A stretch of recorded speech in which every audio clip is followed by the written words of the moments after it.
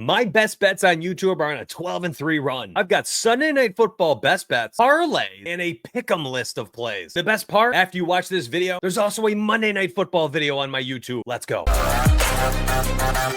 We've got a 49-point total for the Lions and Texans on Sunday Night Football, and the Texans are getting 3.5 points. I'm going to be using MySportyEdge.com to do all player props research for this Sunday Night Football game. We've got a lot of players to go over. We're going to be looking at all their hit rates, their trends. We're going to have some fun today. Just like this video, and let's get to it. First two players we need to talk about are going to be CJ Stroud and Jared Goff, the quarterbacks for the Houston Texans and Detroit Lions. Then we're going to move on and talk about David Montgomery, Jahmyr Gibbs, Joe Mixon, Sammy Laporta back in action, Jameson Williams, we're going to talk about him, and then, of course, Amon-Ra St. Brown. Then we'll dive over, and we're going to look at the Pick'em Optimizer. Now, CJ Stroud has been somebody to target for unders for the last week or so, as we have had nobody out there running routes. Stephon Diggs injured. Tank Dell injured. Nico Collins has been injured, potentially returning for Sunday Night Football. It's noon Eastern on Saturday. Currently, it's a game time decision whether or not he plays. If they're all out, I don't care what his yardage line is, I'm taking the under. He'll be down to Xavier Hutchinson, Robert Woods, the ghost of Robert Woods, John Mechie, and Steven Sims as his top 4 wide receivers. And as we saw last week, it was not pretty against the Jets as he went 11 for 30 for $191. I would be looking at under 1.5 passing touchdowns. I would look at under passing yards. I would look at under his pass completions of 21.5. Literally, you pick the prop, and I'm taking the under for CJ Stroud if there is no Nico Collins for Sunday Night Football. So stay tuned to the injury report because there's a betting angle or two that you can grab for CJ Stroud. We'll quickly look at all of his prop markets so that we can decide which one looks the best. So back to MySportyEdge.com I go. I'm looking at the player odds for NFL. I've typed in Stroud's name up here. I can see all the different markets for him. Under 1.5 passing touchdowns, juiced to the under. So clearly not a play you can take outright. You're going to want to parlay that with something else if you go that route. Pass completions at 22.5. I have a hard time thinking that he can hit the over on that if Nico Collins is out. So I probably go directly to the pass completions and just snag the under 22.5, minus 128 on FanDuel best odds. That would be my personal play for Sunday Night Football for CJ Stroud. What are my officials going to be? I'm going to give those out throughout the video, but I'm kind of going to just talk about the plays as we go and then give you my list, make the SGP, and go over the pick'em props. So stay tuned. The passing yards prop down here at 235 is also an interesting one. Pinnacle, 238.5. Grab the under. That's the highest line, best odds. Moving over to Jared Goff against the Texans. Listen, we got Goff on the road, and his pass volume has not been that high. I mean, look at his attempts. 22, 15, 25, 25, 18, 23. Had one random game against Tampa where he threw 55 attempts and then 28 attempts. The Lions just don't need to pass the football. So one of my favorite angles for this game is to simply just think that this game goes as you expect it to go. Maybe Houston Texans struggle to throw the football without any wide receivers that are healthy or looking okay, in which case the Lions are getting the ball more. They're able to run the football more. The offense moves up and down the field because of that, and he doesn't need to throw the football a lot. And you're looking at it right there. Jared Goff under 30.5 pass attempts, and here's the 30.5 line. You can slide it around to whatever you'd like at any time. So I'm going to go back here to the player odds, and I'm going to type in GOFF. All of Jared Goff's odds pop up here. I'm not looking at his passing touchdowns, even though the odds are decent in both angles for the over and the under. I'm not terribly concerned about looking at the passing yards. He has these random games where he pops off despite only completing 18 passes, going 18 of 18 in that game. For me, it's simply just going to be that pass volume, that under 30.5, minus 112 on Pinnacle. Best stateside odds, 30.5 line. You can snag on ESPN Bet, you can snag on Hard Rock, and you can also take on BetMGM. And I'm telling you right now, this one at 30.5 is my first official pick for Sunday Night Football. Jared Goff under 30.5 pass attempts. Now, I'm not done. I've only done just the quarterbacks. That's 2 players I've looked at their props. We have another 5 or 6 players, including some superstars. So stay tuned. Don't leave this. Do me a huge favor. Subscribe if you're new and like the video. 12-3 on YouTube with my best bets. I'm on a nice little run lining your pockets. And if the public is going that well, you know the premium is going well. The premium picket has been unbelievable. That is what I post inside Discord. I'm telling you right now, it's just $14.99. Grab that link down below. There's over a dozen premium channels, 8+ premium cappers, and we cover 10+ premium sports. We give out picks, parlays, pick'em apps, betting models, simulation models. It's all less than $15 for your first month. Grab that link down below. Let's move on. All right, next up, let's talk about David Montgomery. This man sold us for the rushing touchdown last week. I do think that probably back in action. Not something I'd be terribly concerned about not playing. But for real, I'm just going to be taking that golf play. That's my official number one play. I don't have one for Montgomery this week. When I type in Montgomery's name, listen, you can get the anytime touchdown minus 130 on FanDuel Sportsbook. I'm going to slide down to the rushing touchdowns market. You get a minus 120 on Fliff if you want to take the over there instead. We're also going to look at Jahmyr Gibbs. He's got a plus 105 for a rushing touchdown, and his total touchdowns, which is essentially the anytime touchdown, best odds you can get for him to score this week is a minus 120 on Fliff. Now, actually, when you compare that to the other books, that's pretty darn good line. So let's take a peek at the rest of their props. The rush attempt prop, something I'm interested in a little bit. I feel like the Lions are going to lean on the rush a lot. My problem there is that I kind of want to take it for Gibbs. I just feel like it's a Jahmyr Gibbs week, and look at this. Regardless of his rush attempt volume, Jahmyr Gibbs continues to bust loot. And when you look at his rush attempts, it's pretty sweaty week in and week out to grab that 11.5, the 12.5 rush attempt line. When I go to his rushing touchdowns, again, we already looked at it. The total touchdown odds were minus 120, and he does catch them sometimes. It's not like it doesn't ever happen.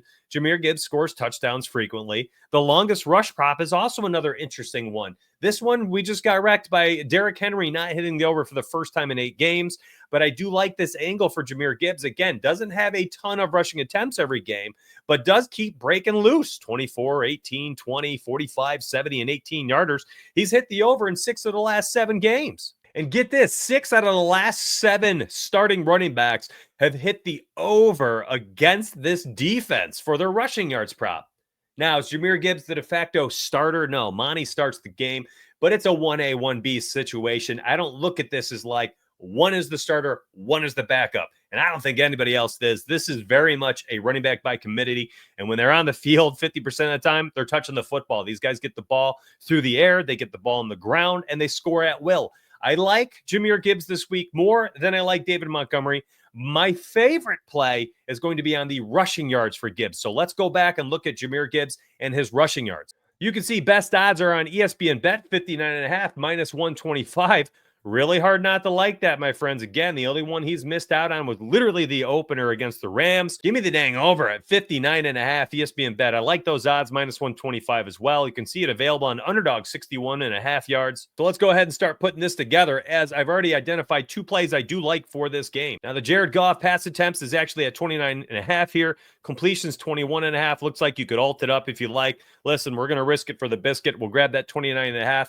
And when we go back to his card, you can see the 29.5 and the 30.5 makes no difference on the results here. Next up, we'll type in Gibbs. We're going to grab Jahmyr Gibbs and the overs, 59.5 rushing yards. I'll even alt it to that line, and let's keep going. I'm not done making this entry. All right, we got a problem here, and I want you to help me out with this in the comments section. Tell me what you're doing. I don't know what to do yet. I will alert my VIP members down below.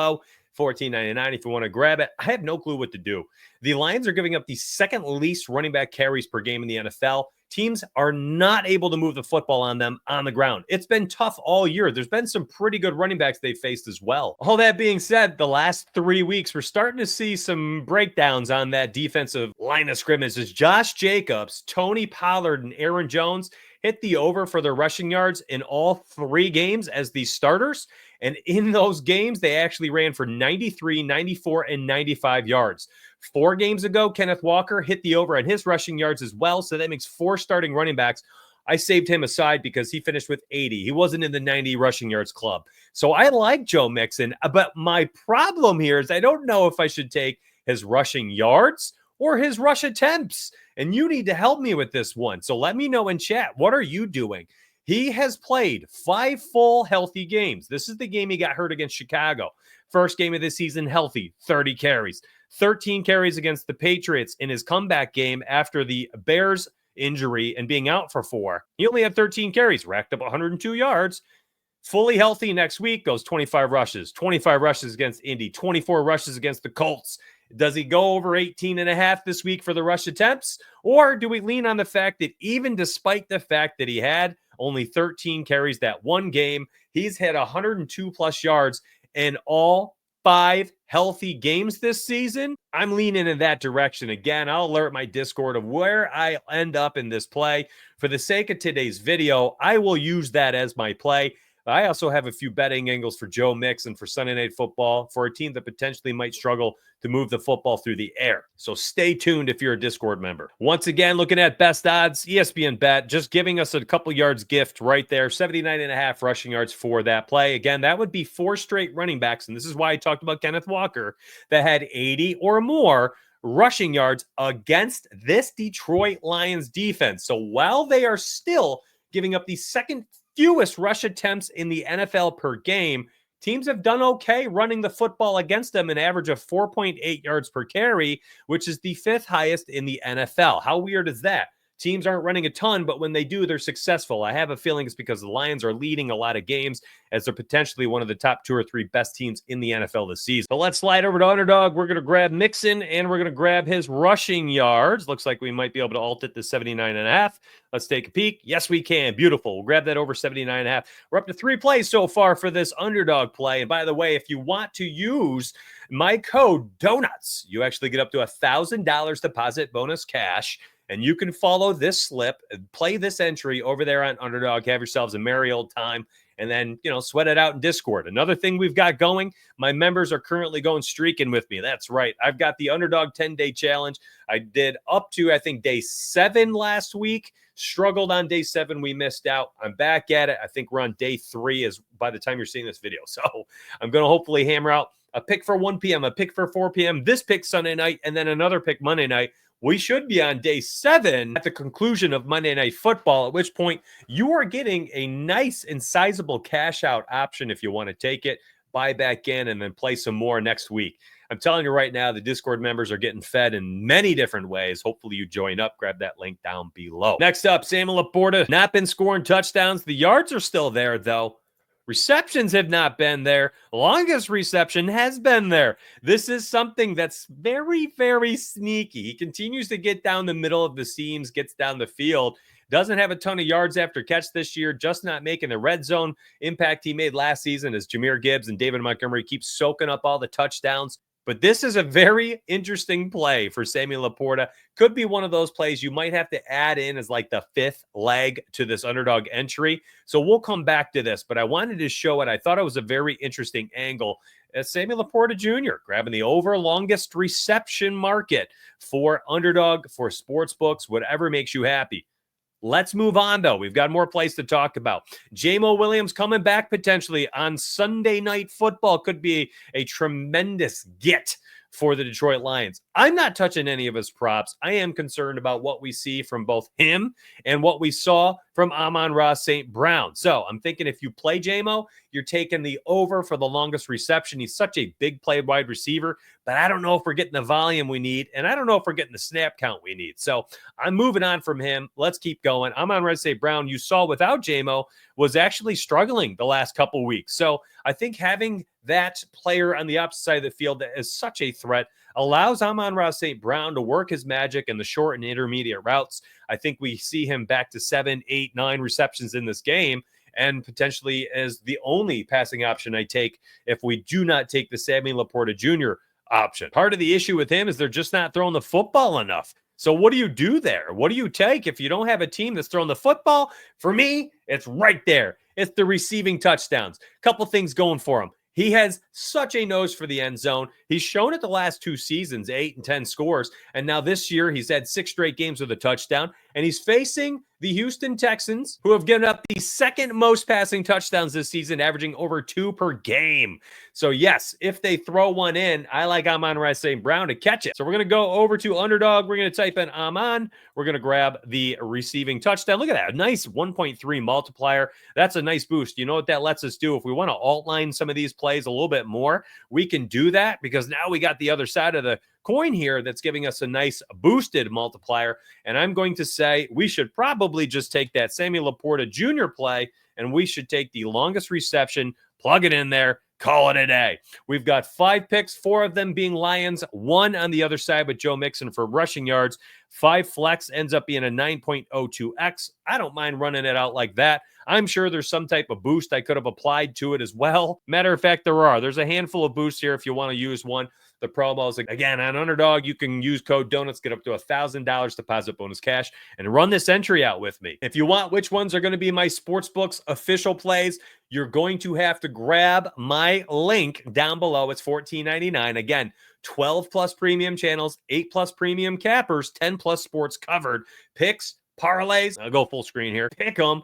And betting models. Speaking of Pick'em, I didn't even get a chance to talk about it or show you the Pick'em optimizer on the website here, but my video is running long. I still have to shoot my Monday night video and then launch that as well. So I'm diving in. I need to record, I need to edit, and I need your help.